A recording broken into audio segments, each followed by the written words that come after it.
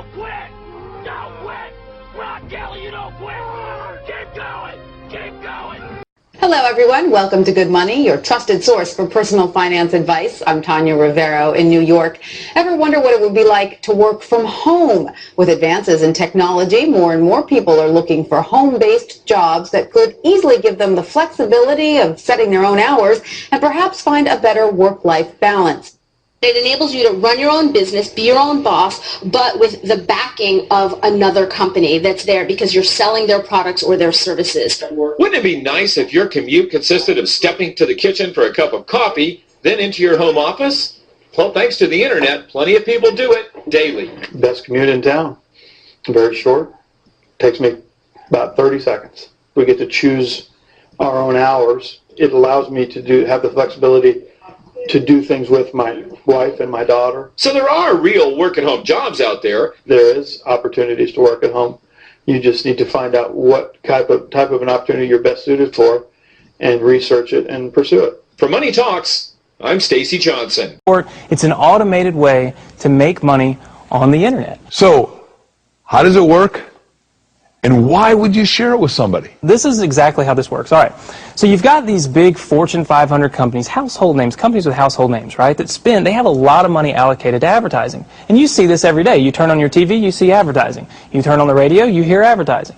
Print magazines, all this stuff. Well, these companies have big advertising budgets and they allocate it in different places.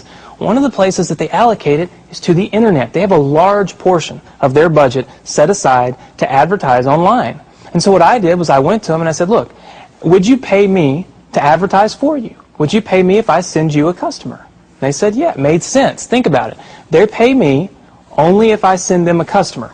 It's results-oriented. Right. It's performance-based. It made a lot of sense to them. Instead of paying to be seen, they're paying for customers, right? So they allocate a large portion of their budget to advertising this way. And what I do is I go promote these companies. I don't have to work against them. I don't have to build a business and try to compete with these monster companies. I work with them. They've already got it going. Right. I'm helping them. I send them customers, and in turn, they send me a check. They pay me for sending them customers. So they're elated. You know, when they get a new customer, they're excited. They don't mind paying me. You're different than most. You refuse to settle for status quo. You're entrepreneurial. You want control of your life. You're driven. You want financial independence. You want to have fun again. You want a life.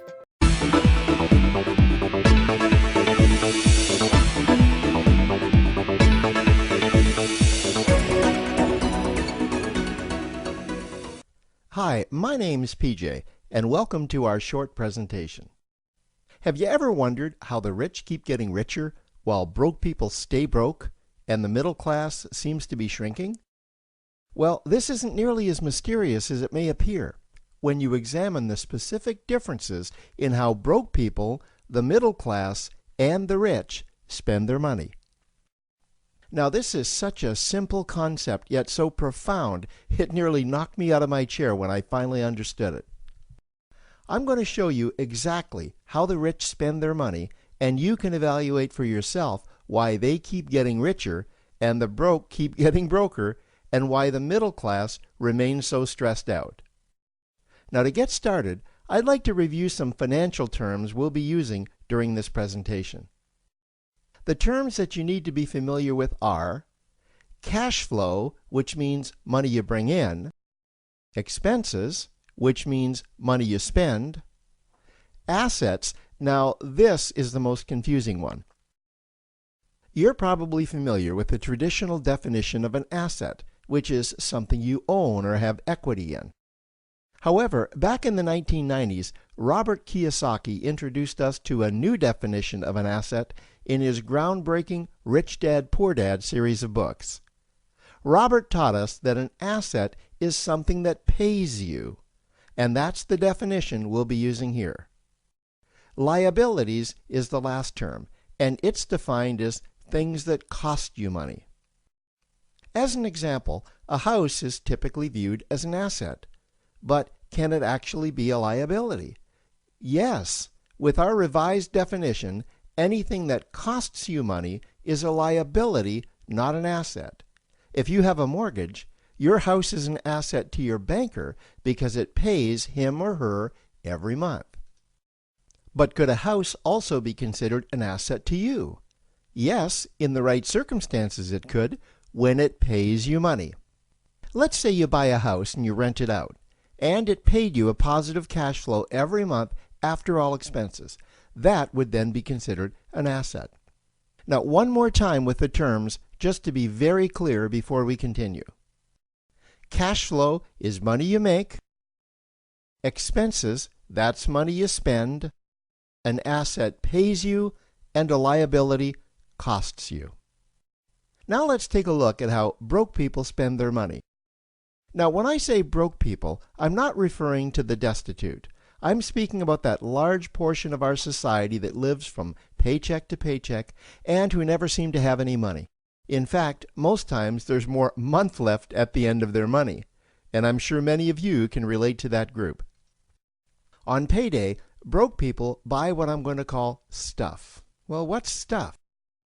Well, that's inexpensive things that people buy that they don't really need to survive. You go into someone's house and you can't find any counter or tabletop space in the whole house because of all the stuff on it. Their house and their cars are full and cluttered with stuff. Well, where do they get all this stuff? They buy it at the flea market, at the garage sale, at the dollar store, at the craft show. So cash flow comes in and then it goes straight out the expense column to buy stuff. You see, broke people never really educate themselves on assets and liabilities. They justify buying all of this stuff by claiming that it costs so little. But over the years, it's all they ever have. The problem is their cash flow never produced or created more cash flow. Now, please understand, I'm not undermining or taking any shots at this or any group. I just see a lot of financial difficulty out there, and it really doesn't need to be that way. Creating wealth isn't a mystery, it's a formula. The only reason someone doesn't create wealth is because they either don't know the formula or they don't apply the formula. Now let's take a look at the middle class. The middle class is the group that society mistakenly thinks are rich. They're not. Yes, they typically earn a six-figure income, and many of them appear rich, but it's what they buy with their money that keeps them prisoners of the middle class. What they typically buy are liabilities. Remember the definition of a liability? Things that cost you. By buying liabilities, the money gets pushed up and out their expense column. Liabilities are items like cars, boats, houses, airplanes, credit card debt. Now let's see just how this happens. The middle class gets a nice paycheck, let's say $10,000 for the month. They then split that down the middle and they pay their monthly expenses with half, and with the other half, they make a down payment on a new car.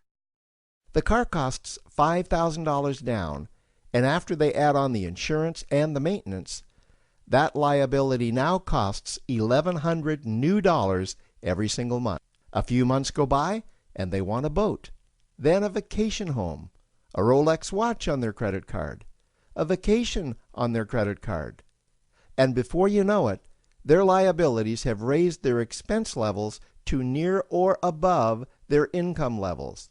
They actually spend equal to or more than they make.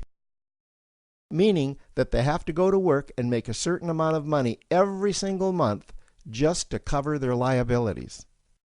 The other important issue with both broke people and the middle class is that normally all of their cash flow is dependent on their own effort. Meaning that they've educated themselves to exchange their knowledge and expertise for someone's money. Also, the money they earn is usually the highest taxed form of income. Here's an example. An attorney is knowledgeable about law, so people pay him or her in exchange for that knowledge on an hourly basis. The problem here is that if the attorney isn't sharing that knowledge with a client, then the attorney isn't making any money. This causes lots of stress and anxiety in their lives. And if you ever ask them to take an afternoon off to play golf with you, well, they very rarely can because of how much money it'll cost them to take that time off. On the surface, life's pretty good. The reality is that it's a roller coaster ride. That's the middle class. Now, I know this group very well because for a great deal of my adult life, that was me. Now let's take a look at how the rich people spend their money. Rich people acquire assets. Again, an asset is something that pays you. If you want to become rich, buy assets that earn you more money. The money cycle looks like this. Acquire assets that produce cash flow, invest the profits to acquire more assets that produce more cash flow, invest those profits to acquire more assets that produce more cash flow. The rich spend their money and acquire things that produce more money.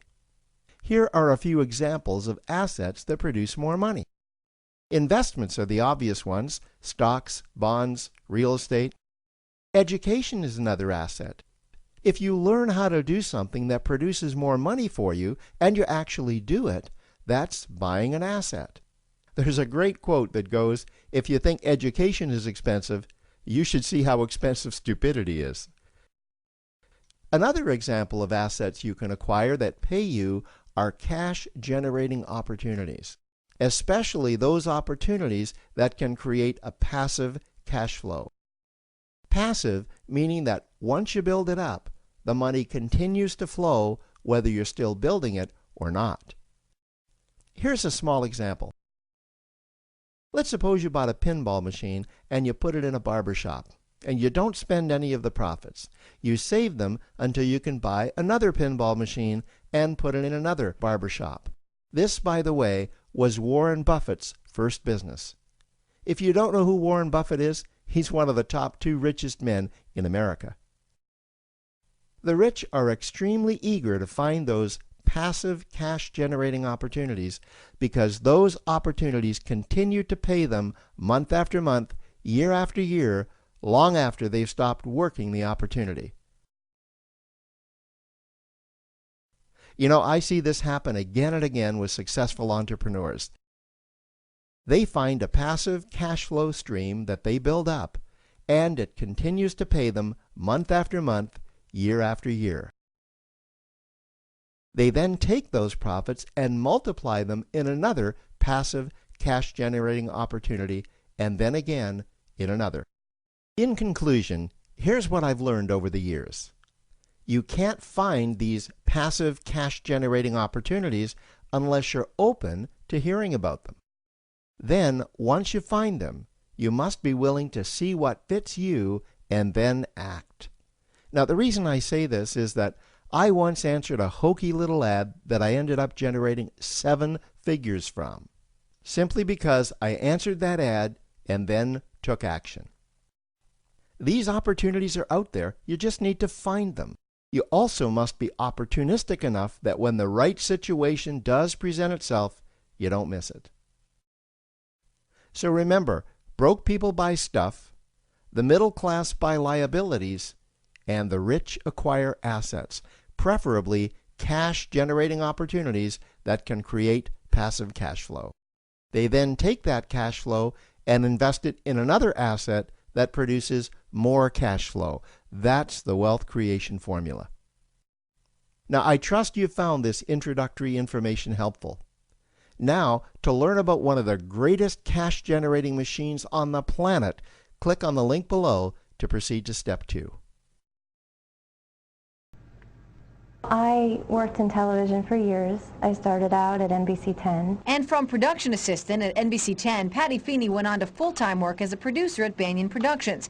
But long work days and the birth of her son forced her to make a change. After I had my son, I just never saw him anymore. I was giving him to the babysitter before dawn and picking him up after dark. So Patty found a way to work from home, because working from home gives her the time to raise her 4-year-old son and 2-year-old daughter. I think it's the best of all worlds because you do get to spend your life with your kids. I just love to talk with my kids. I love to see them develop Advice for other moms who want to get into a work-at-home business? Research and just take a look and keep your mind open to find a different opportunity.